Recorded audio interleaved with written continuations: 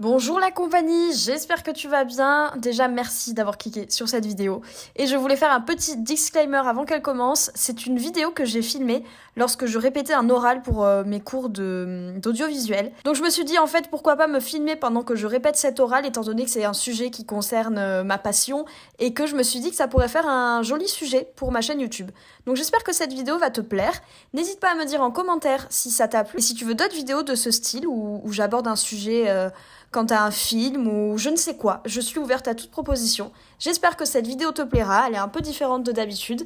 Mais voilà, ça me fait très plaisir de partager ce côté-là de l'art que j'aime et je te souhaite une très bonne vidéo. N'oublie pas de t'abonner et de liker, bien évidemment. Bonjour à tous, aujourd'hui j'ai décidé de vous présenter une thématique qui m'intéresse beaucoup et que je ressors à chaque fois que j'en ai l'occasion. C'est un sujet que je commence à pas mal maîtriser et qui m'intéresse à chaque fois que je le ressors.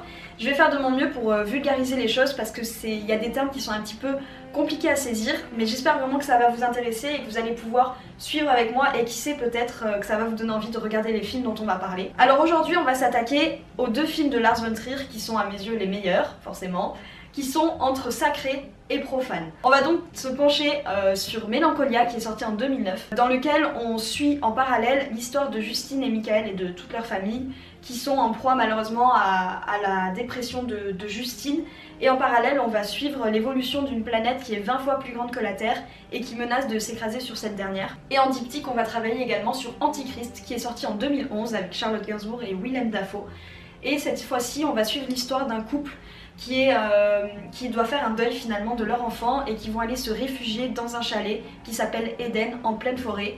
Mais malheureusement, et c'est ce qui va nous intéresser ici, donc heureusement pour nous, la nature va décider autrement et va reprendre ses droits. Ici, ce qui est très important à définir en premier lieu, c'est les termes de sacré et de profane. Alors sacré, j'imagine que vous savez à peu près ce que ça veut dire, mais on va quand même se pencher sur une citation, enfin sur une définition de Mircea Eliade, un historien des religions. La seule chose que l'on puisse affirmer à propos du sacré, c'est qu'il s'oppose au profane. Le sacré, c'est donc tout ce qui a trait à la religion, finalement, ce qui a trait au culte. Ça fait partie du domaine de l'intangible. L'intangible étant ce qu'on ne peut pas toucher, ce qui n'est pas palpable. C'est finalement un monde qui appartient au monde du spirituel et de la pensée. Quelque chose de sacré inspire le respect et la reconnaissance. Et donc face à ce monde-là, on a en opposition, comme le dit Mircea Eliade, le profane qui fait partie de notre réalité. C'est notre monde tangible que l'on peut toucher, c'est notre monde physique. Donc ici, on a donc deux mondes qui s'opposent et on va se demander enfin comment Lars von Trier a fait pour rendre tangible ce sacré dans ce monde, dans un monde profane. Et bien tout simplement à travers la notion de sublime. Le sublime, ça vient du latin sublimis qui signifie qui va en s'élevant. On est ici dans une forme de transcendance que permettait avant la religion, mais petit à petit les hommes se sont éloignés du religieux, et ils avaient toujours besoin de cette transcendance, de cette sensation de démesure qu'ici va leur offrir la nature. Le terme de sublime est né en Angleterre au XVIIIe siècle, lors d'un voyage en Europe qui s'appelait le Grand Tour. Les voyageurs étant subjugués par la nature qui les entourait, ils ont essayé de mettre un terme sur cette transcendance qu'ils ressentaient face à cette nature tout autour d'eux. Ils ont donc utilisé le terme de sublime. Et finalement, ce sublime, c'est vraiment une notion à aborder dans le sens où ça nous permet de percevoir et de ressentir le monde autour de nous d'une façon différente.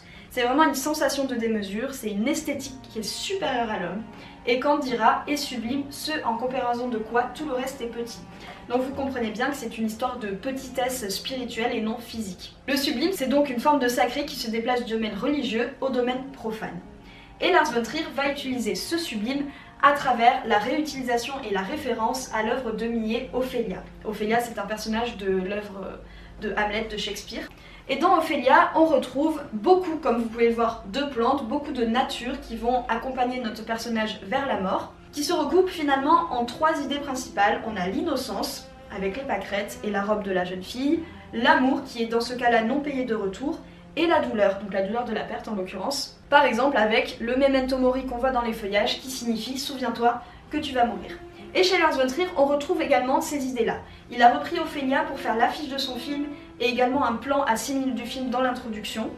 Et finalement, le sublime, il est visible à travers l'idée de la mort ici, parce qu'on n'est pas du tout dans une mort dans sa dimension biologique, c'est une mort dans sa dimension complètement spirituelle, qui signifie qu'après la mort, du coup, il y a une dimension supérieure à l'homme. Et également, forcément, ce qui nous intéresse ici, le sublime est visible par la prolifération de nature autour de nos personnages, qui vont venir les écraser, qui vont venir les entourer, leur bloquer toute issue positive.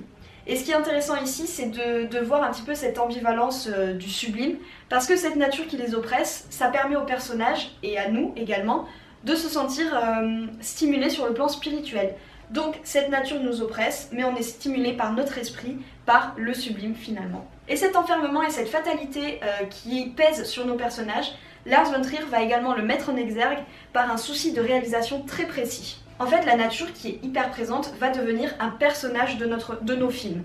Par exemple, on peut remarquer qu'il n'y a pas de musique dans Antichrist, il n'y a aucune musique qui accompagne les personnages. Le seul habillage sonore que l'on a, ce sont les bruits de la nature elle-même, mais une nature vraiment très intensifiée, avec des bruits de ruisseaux qui prennent le dessus sur l'histoire, avec des bruits de nature, avec des bruits de vent.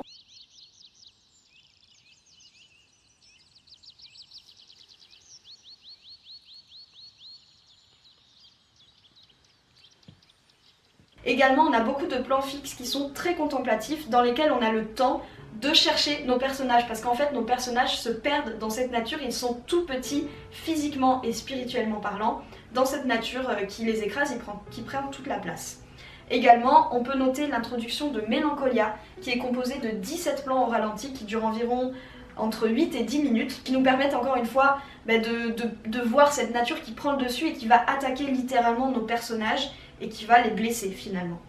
Et ce qui est le plus intéressant et qui du coup peut justifier tout ce que je suis en train de dire, c'est nos personnages qui vont verbaliser cette nature qui prend le dessus et qui va les sublimer et les blesser. Parce qu'on a dans Antichrist la personnage de Charlotte Gainsbourg qui s'appelle Elle, qui va dire « Monsieur Nature, qu'est-ce que tu veux ?» Et la nature va lui répondre « Te faire le plus de mal possible ». Toutefois, c'est quand même intéressant de se rendre compte qu'on est dans un cadre complètement profane, sauf que je vous parle également de sacré. On n'est pas du tout dans un film fantastique. Donc il en vient logiquement à se demander pourquoi Lars von Trier a décidé de mettre en place ce cadre profane pour y insuffler à l'intérieur une esthétique complètement sacrée. Et bien tout simplement pour mieux la désacraliser. En effet, ce cadre profane se voit par exemple dans Antichrist, un récit qui est construit complètement par antiphrase et non par analogie. Premièrement, le titre du film, qui est donc Antichrist et qui se référerait à la figure de l'Antéchrist dans la Bible, qui est donc une figure démoniaque qui nie l'existence et la présence de Dieu. Ici, cette figure n'existe pas du tout. Également, dès le début du film, on est face à une contre-nativité. Donc dès le début, il désacralise tout ce qu'il va mettre en place par la suite et toutes les références qu'il va faire. On est face à une contre-nativité puisque dans la Bible, c'est donc la Vierge Marie qui donne naissance à un enfant alors qu'elle est vierge. Et ici, on a un couple qui fait l'amour, donc une femme qui fait l'amour, et son enfant meurt en même temps. Et enfin, la figure la plus intéressante à mes yeux, c'est la figure des 3 rois mages qui est reprise ici avec 3 mendiants, mais qui eux viennent quémander une mort. Donc ils sont sous forme d'animaux. Vous voyez là, on a un animal qui est en train d'accoucher. Ensuite en bas, on a un corbeau qui est entre la vie et la mort. Et c'est ça qui est hyper intéressant parce que finalement, ce cadre profane, maintenant qu'il a mis en place, il va le désacraliser. Il va en fait le profaner. Il va le profaner en s'attaquant dès le début à l'institution du mariage, parce que le mariage de Justine et de Michael est un véritable chaos dès les premières secondes du film. Et surtout, comme je l'ai évoqué tout à l'heure, Justine va tromper son mari le jour de leur mariage. Elle va pécher le jour de leur mariage. Et enfin, analyse très intéressante des 2 personnages féminins des 2 films.